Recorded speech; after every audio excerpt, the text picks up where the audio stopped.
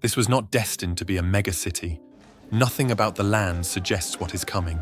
Before the 1750s, the Midlands were rural.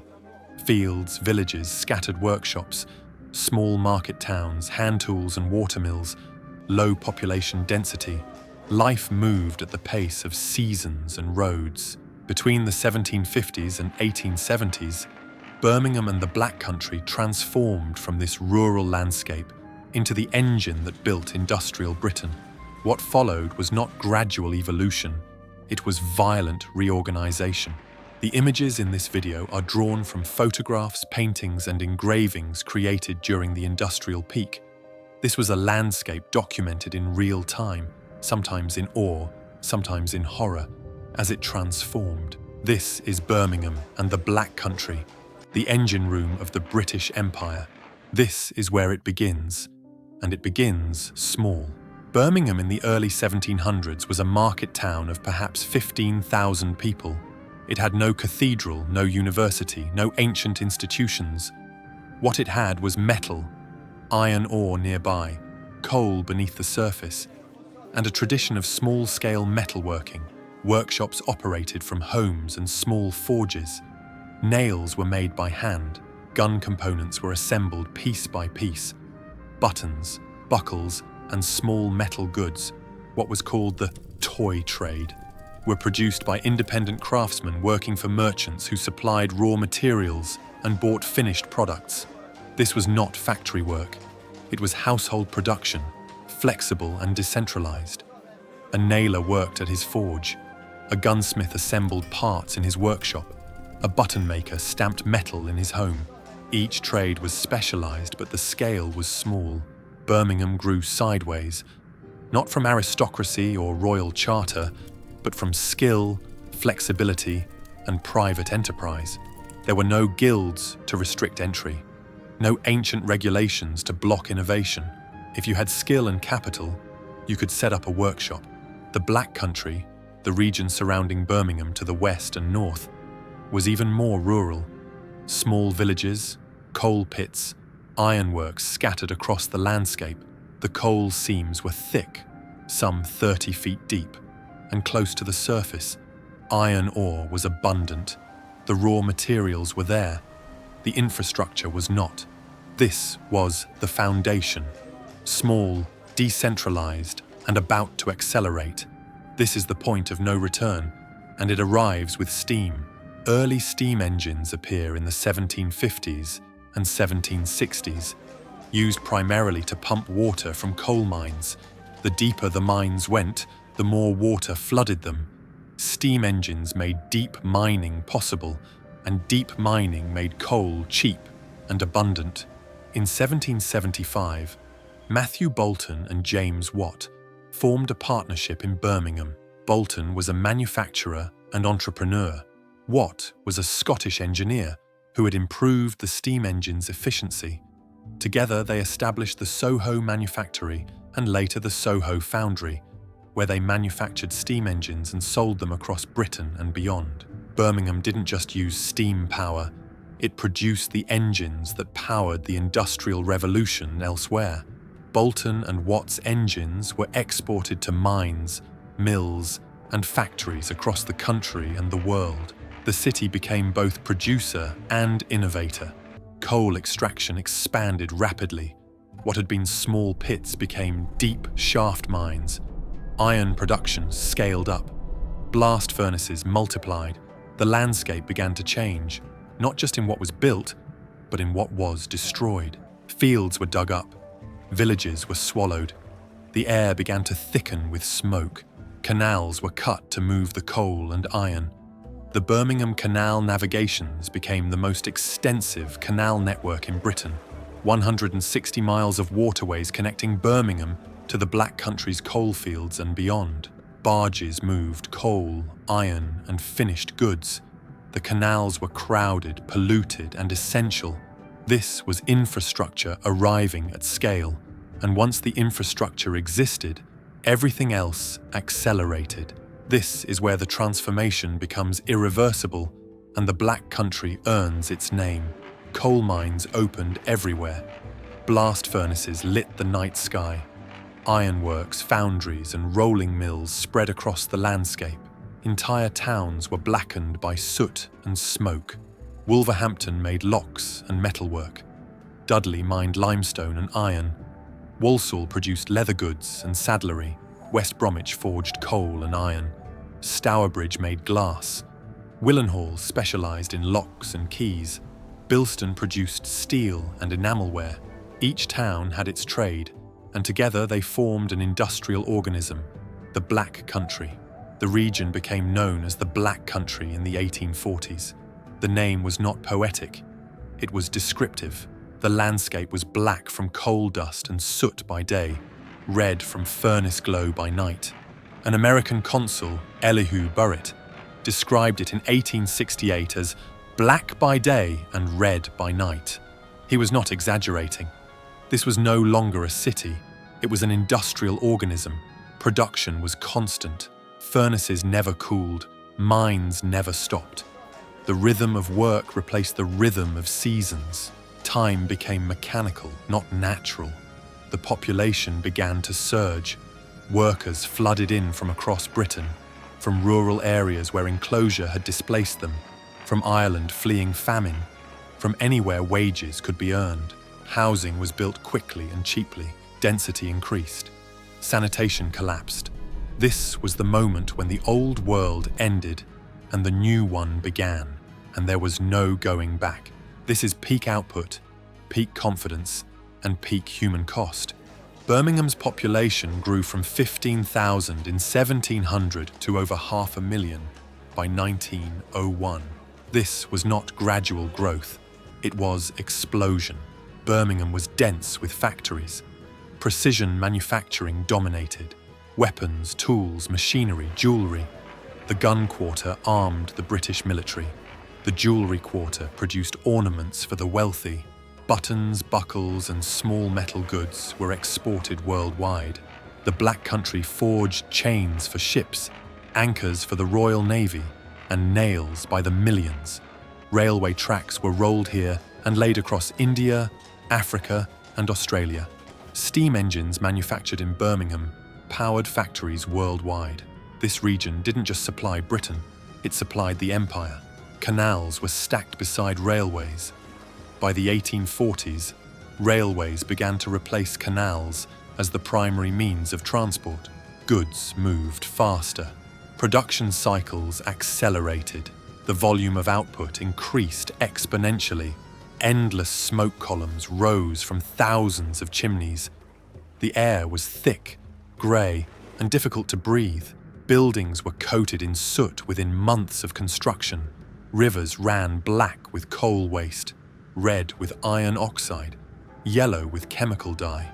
Crowds flooded the streets, workers moving between shifts, carts hauling goods, children running errands. The noise was constant. Hammering, machinery, steam engines, the clatter of iron on iron. This was the workshop of the world, and the workshop never stopped. This is the human cost, and it was not hidden.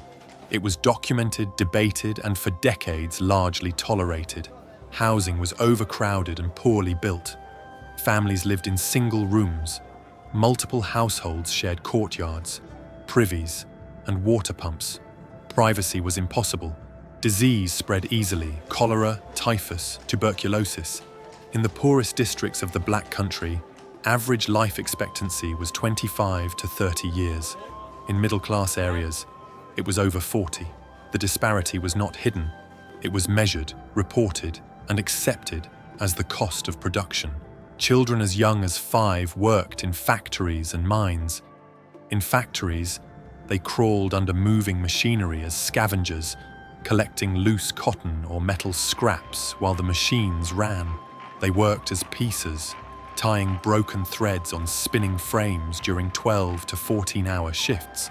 In coal mines, they sat alone in darkness for 12 hours as trappers, opening and closing ventilation doors. Others worked as hurriers, pulling coal carts through narrow tunnels on hands and knees. Accidents were common: crushed limbs, machinery scalping, spinal deformities from years of pulling carts. Respiratory disease from coal dust and metal particles was widespread. Growth was stunted. Education was non-existent. Children worked instead of attending school. Factory acts in the 1830s and 1840s gradually limited child labor. The 1833 Act banned children under 9 from textile mills. The 1844 Act limited women and children to 12-hour days. The 1847 Act reduced it to 10 hours. But enforcement was weak, and resistance from factory owners was strong. Change was slow, and for many, it came too late. Long shifts stretched from dawn into darkness. Daylight was irrelevant. The factory bell controlled when you woke, when you worked, when you ate, when you left. The rhythm of machines replaced the rhythm of life. Industrial power was bought with human endurance, and that endurance was extracted from everyone: men, women, and children. This is the visual climax, and it was almost apocalyptic, but real. Smoke was so thick that streetlights were needed at midday. The sun was rarely visible. When it did appear, it was a pale disk behind a grey veil. The air was difficult to breathe, thick with coal smoke, metal particles and chemical fumes. Respiratory disease was epidemic. Rivers ran black with coal waste, red with iron oxide, yellow with chemical dye. The River Tame was described as an open sewer. Fish died. Water was undrinkable. The smell was inescapable. Sulfur, burning coal, rotting waste, chemicals.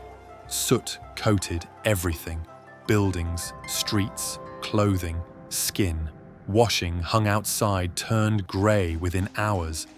Buildings constructed from lightstone turned black within months. The landscape itself was transformed, not just by what was built, but by what covered it. Slag heaps rose like artificial hills. Waste from furnaces and mines was dumped in massive piles that smouldered for years. The land was poisoned. Vegetation died. Acid rain corroded buildings and killed what little greenery remained. Standing on a hill overlooking the Black Country at night, you would have seen hundreds of furnaces glowing red against the darkness. The sky reflected the light, a dull orange glow that never faded. The noise was constant, hammering, machinery, the roar of furnaces, the hiss of steam.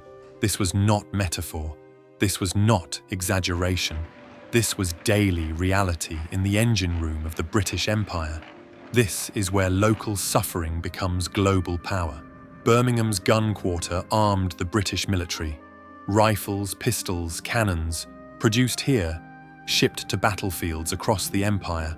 The Black Country's chains secured Royal Navy ships.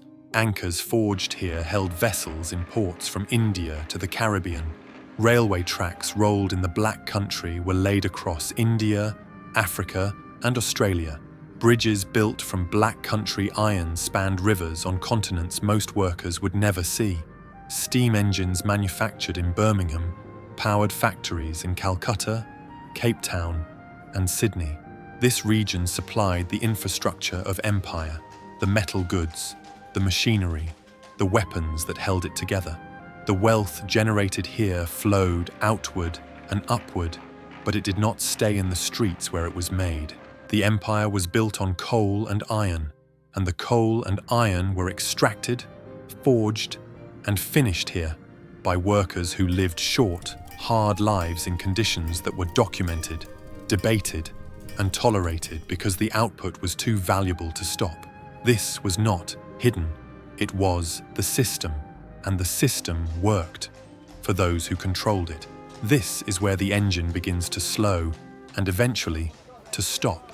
The peak was the 1850s to 1870s. Decline began in the 1880s as foreign competition intensified. Germany and the United States built their own industries, using newer technologies and cheaper labor. Coal seams were exhausted, mines closed, furnaces cooled. The world wars brought temporary revival. Munitions production surged, factories reopened. But after World War II, the collapse accelerated. Factories closed permanently.